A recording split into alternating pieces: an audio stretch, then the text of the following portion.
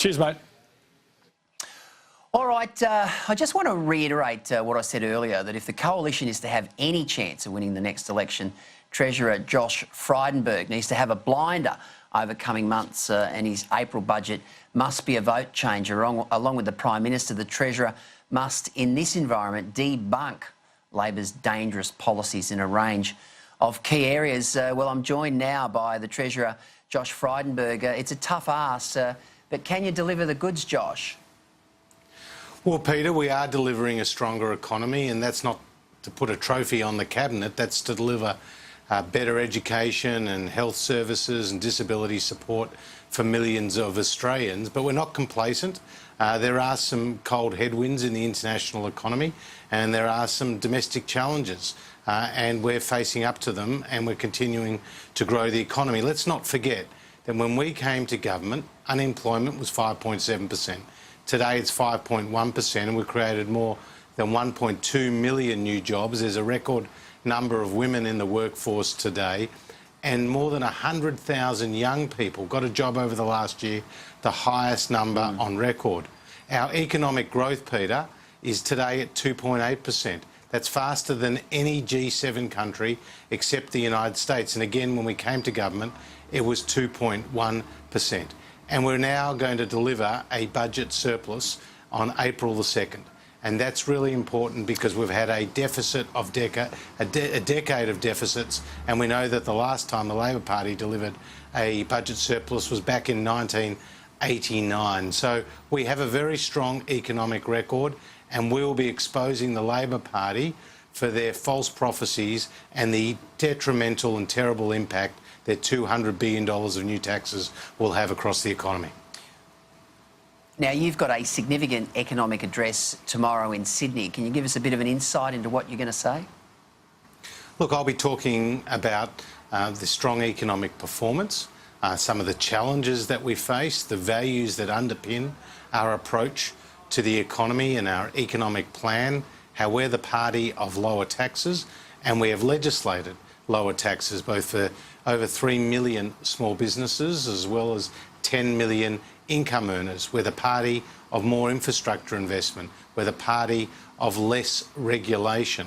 And we're also the party that is spending more money on health and education to provide the services that people need most. But I'll also spend some time exposing the Labor Party for what they are promising the Australian people, which is higher taxes on their superannuation, higher taxes on their home, driving their rents higher, as well as ensuring that small businesses don't get ahead when they're imposing them with higher taxes as well.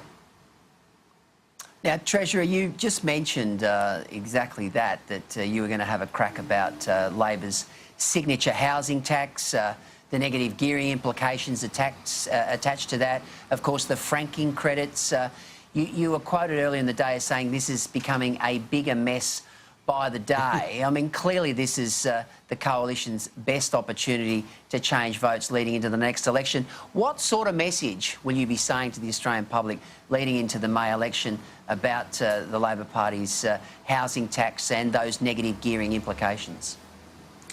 Well, the Labor Party is planning to abolish negative gearing as we know it, and that will do only one thing. That will drive down the value of people's homes. And if people are renting, it will drive their rents up. Now, let's not forget Wayne Swan, when he was Treasurer of Australia, said it would be economically disastrous to touch negative gearing. But Labor has so many spending promises that they've been forced into a desperate tax grab, hence their policy on negative gearing. They designed their policy, Peter, at a time when housing prices were going up. Now, for the last year or more, housing prices have come down. So it's a policy that's ill-suited to the times. Independent economists and property analysts have warned about the consequences of Labor's policy, and they can't even get their lines straight. You've got Chris Bowen saying that their policy will drive housing prices down, and then Bill Shorten just a couple of days ago saying, no, that won't happen. Then you've got Jim Chalmers, the shadow finance spokesman, saying prices will actually go up under their negative gearing policy. And then you've got poor old Joel Fitzgibbon saying prices will neither go up nor down. So they've been all over the shop.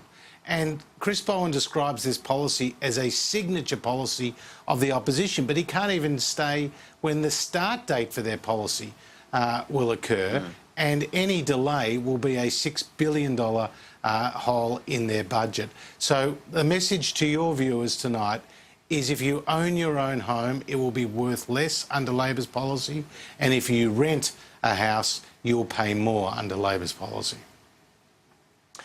Now, Treasurer, traditionally budgets tend to be fairly closely guarded. You've got a budget coming up in April with obviously May being the likely election date. I mean, some would suggest, you know, the budget will be your last throw at the stumps. If you can somehow pull something out of the fire during the budget process, it might give you guys a little bit of hope leading into the election. Is there anything coming up in this budget around taxation cuts or anything of that ilk that you can enlighten our viewers at home with?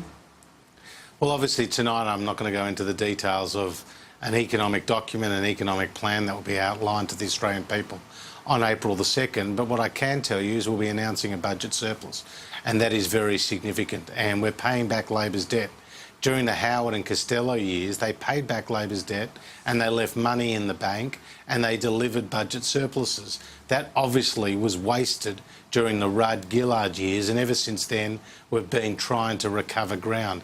In fact, spending growth under Labor was nearly double what it is today, and we've been able to make hard economic decisions which are now starting to produce the dividends for the Australian people. But all that will be put at risk, Peter, by a Labor Party which only knows one thing. Whatever the question is, the answer is higher taxes. That's their record when they were last in government, and that will be their record if they get another chance. Does the Liberal Party have a problem with women? No, it doesn't. We, in fact, have an outstanding series of policies and announcements that have been providing better support for women across the community, whether it's childcare, whether it's domestic violence, whether it's paid parental leave, whether it's flexibility around superannuation.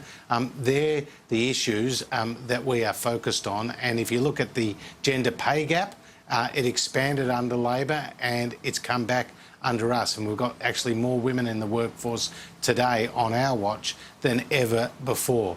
In the parliamentary party, we want to see more women in our ranks, and as you know, we've got a target of 50% by 2025. We've also got a number of very senior, successful, outstanding female leaders in our team, and for example, Linda Reynolds was the first female brigadier in the Army Reserve, who's now an assistant minister in our ranks. Sarah Henderson was a TV anchor.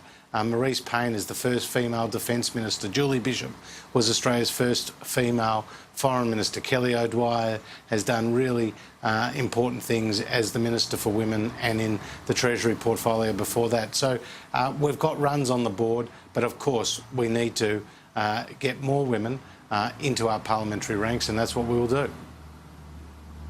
Now, you mentioned Julie Bishop there, Mr Frydenberg. What are your thoughts on Jeff Kennett's argument that it's time for long-serving MPs like Julie Bishop and Kevin Andrews to go to make way for fresh talent? Well, I'm not going to buy into that debate. People will make their own decisions based on their own individual set of circumstances, and it's not for me to opine on that. I want to pay credit to Kelly for what must have been a hard decision for her and a very personal one, and she can be very proud of the legacy that she leaves.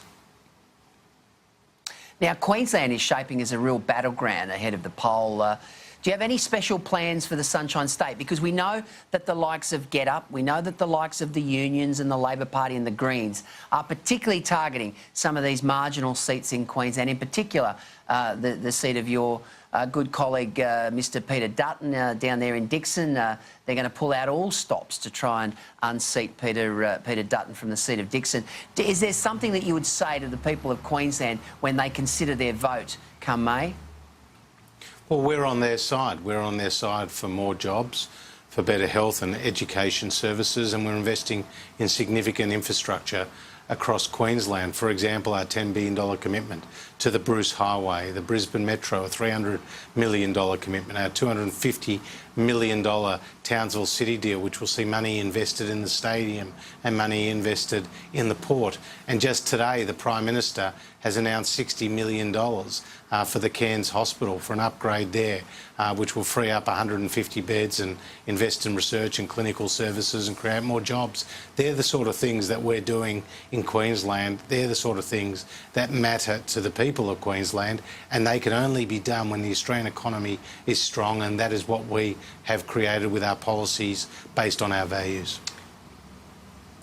And Treasurer, just before we go to a break, there was a story on the front page of the Courier Mail today about the Palaszczuk Labor government in Queensland. They've appointed a so-called independent review into Adani, headed up by a group of Greenies.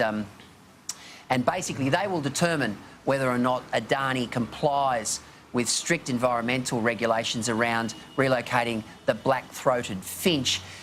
Many cynics here in Queensland are suggesting this is just another example of the Palaszczuk government sitting on the fence when it comes to Adani. On the one hand, they tell the inner-city elites around West End that they're opposed to Adani, and then they go out into the regions and say exactly the opposite. This is a project that has the potential to create 8,000 jobs. There is double-digit unemployment in places around Townsville, Bowen, Mackay, Rockhampton, as you're aware. What do you say to the Palaszczuk government when it comes to the Adani project?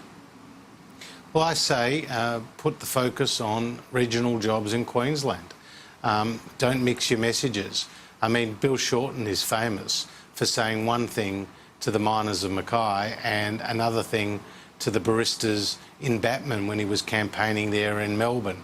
And, you know, you just can't believe somebody who will really say one thing to one set of people and another to another group of people based on what he thinks they want to hear. Consistency counts, and on this issue, the Labor Party is trying to walk both sides of the street. Treasurer Josh Frydenberg, thank you so much for joining us on Gleeso's News Talk tonight. Good to be with you, Peter.